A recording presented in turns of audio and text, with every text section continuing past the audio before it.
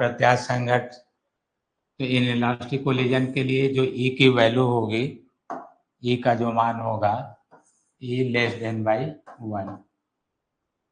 अप्रत्यास्थ संघट के लिए याद रखिएगा, और पूर्ण अप्रत्यास्थ संघट के लिए ई इक्वल टू 0, ई का मान 0 हो जाएगा।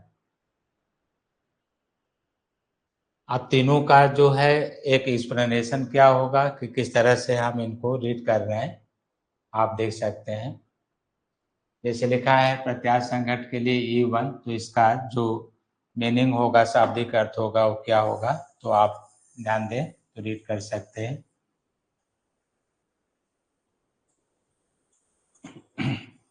चलिए, तो यहाँ से जैसे आप इलास्टिक कोलिजन को जानना चाहते हैं, तो एक ब्लॉक को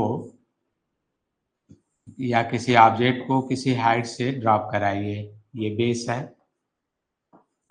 किसी हाइट से, जैसे एस हाइट से आप ड्रॉप करा रहे हैं, एस हाइट से जब ड्रॉप कराएंगे तो कोलिजन के बाद ये रिबाउंड होगा और फिर उसी हाइट पर आ जाए सेम, जैसे v वेलोसिटी से टकराया और ये रिटर्न हो गया।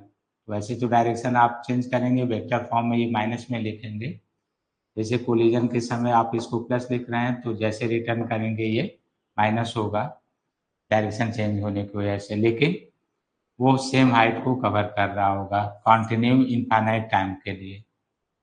तो इस तरह का जो कोलिजन है वो इलास्टिक होगा, इसमें नो लॉस इन एनर्जी।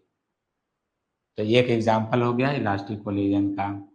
अब आप इलास्टिक कोलिजन लेंगे तो उसमें क्या क्या पढ़ना रहता है, तो नोट कर दे रहे हैं।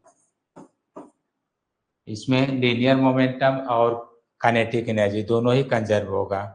कैसे देखें, यहाँ पर वेलोसिटी है जो आपने भी लिखा है, डायरेक्शन चेंज है तो मान लीजिए माइनस बी लिखा हो, यहाँ पर माइनस बी। तो जब आप काइनेटिक एनर्जी लिखेंगे बिफोर कोलिजन तो हाफ एम वी स्क्वायर, और आफ्टर कोलिजन ये पहले है, संघट के बाद आप लिखेंगे तो हाफ एम माइनस वी का स्क्वायर, स्क्वायर है तो वो प्लस ही आ जाएगा, हाफ एम वी स्क्वायर। तो इलास्टिक कोलिजन में संघट से पहले और संघट के बाद गतिज ऊर्जा एक समान रहती है। तो फॉर इलास्टिक कोलिजन तो यहाँ लिखा जाएगा both energy and linear momentum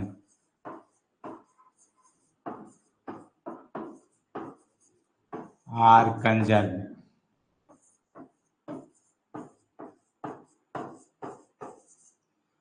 तो दोनों ही कंजर्व होता है, both energy and linear momentum are conserve.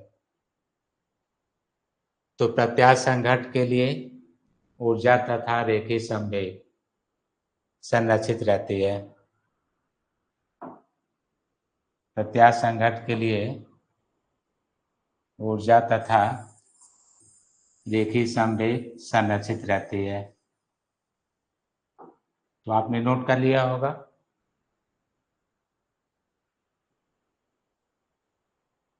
तो इस तरह के जो प्रॉब्लम आते हैं उसमें आप ऐसे लिखेंगे M1 U1 प्लस मान लीजिए M2 U2 M1 V1 plus M2 V2, ऐसे आप रेट करेंगे M2 V2। अब यहाँ से जब आप रीड कर लेंगे तो आपको एक इक्वेशन और मिलेगा लिखने के लिए। जैसे ये रीड करेंगे तो संवेग संरक्षित हो गया। अब काइनेटिक एनर्जी के लिए तो half M1 U1 square half M2 U2 square equal to half M1 V1 square plus half M2 V2 square. इसको आप रेट कर लेते हैं।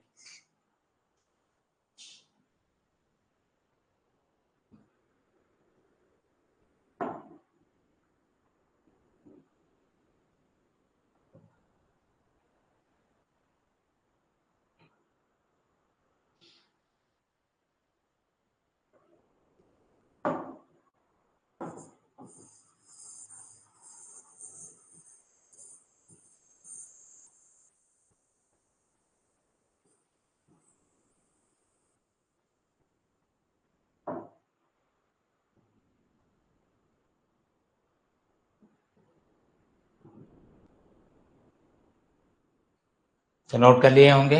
इस तरह से आपको यूज करना होगा। दो समीकरण अगर दो कोई वैल्यू ज्ञात करना हो तो आप ये यूज कर लेंगे इलास्टिक कोलिजन के लिए। थ्योरी आपने लिखा ही था कि ऊर्जा और एक ही संवेग दोनों ही संरक्षित रहता है, both energy and momentum are conserve. आगे आप बढ़ेंगे तो इसमें दूसरा पॉइंट लिखा गया था अप्रत्याश संघट जिसमें ई की वैल्यू 1 से कम है।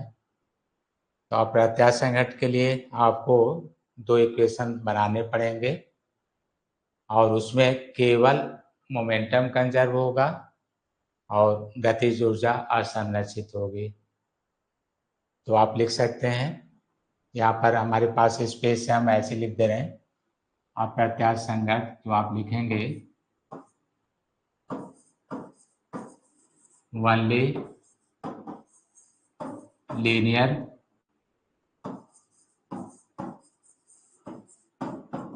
Momentum is conserve.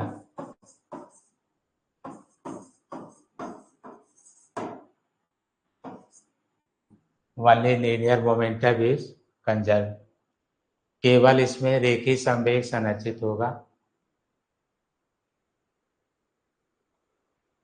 और लिखना होगा तो kinetic energy is not conserve.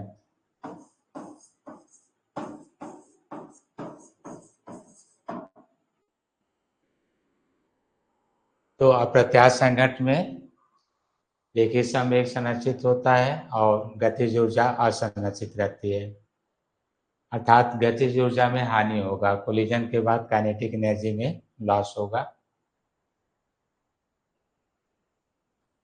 तो लॉस इन काइनेटिक एनर्जी कैसे निकालेंगे?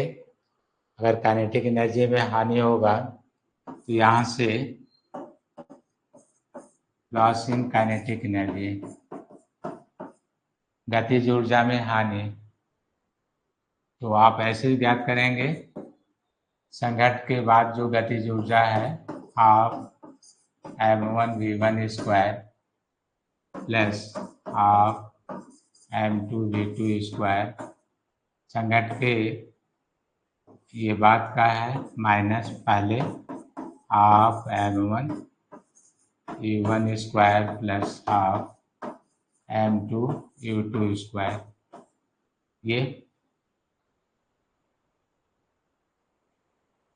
माइनस करेंगे और जो वैल्यू आएगा प्लस में आएगा। क्यों नहीं, इसको पहले लिखे हैं तो माइनस में आएगा, इसको पहले लिखते हैं तो प्लस में आता है।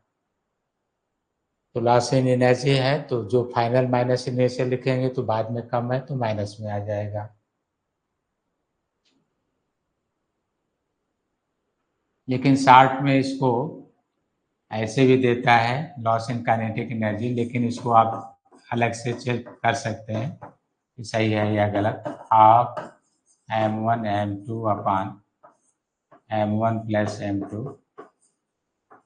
ऐसे भी देता है, इन ब्रैकेट u1 स्क्वायर और यहाँ पर u1 और u2 का u1 square minus u2 square और यहाँ पर 1 माइनस e का।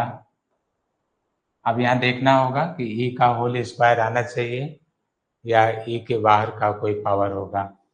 आप ये सॉल्व करके एक बार देख लेंगे, जैसे e स्क्वायर ये आ सकता है या हो सकता है 1 माइनस e स्क्वायर आ जाए, जो आ सकता है वो हमने ये लिखा है। तो डायरेक्ट फॉर्मूले का यूज ना करके आसान होगा कि आप इनको ऐड कर लीजिए, सब्ट्रैक्ट कर दीजिए तो कोई मिस्टेक होने का चांस नहीं रहेगा।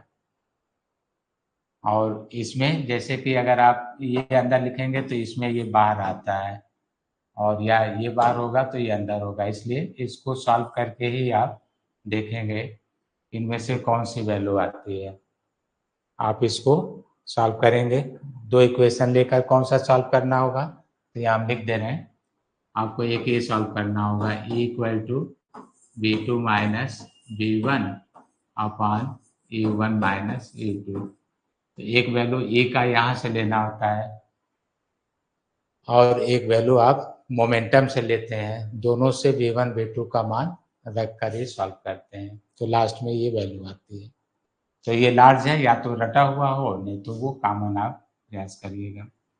जब भी इनइलास्टिक होगा, इनइलास्टिक कोलिजन, तो आपका प्रयास ये होना चाहिए, इनइलास्टिक कोलिजन, तो आपका प्रयास ये होना चाहिए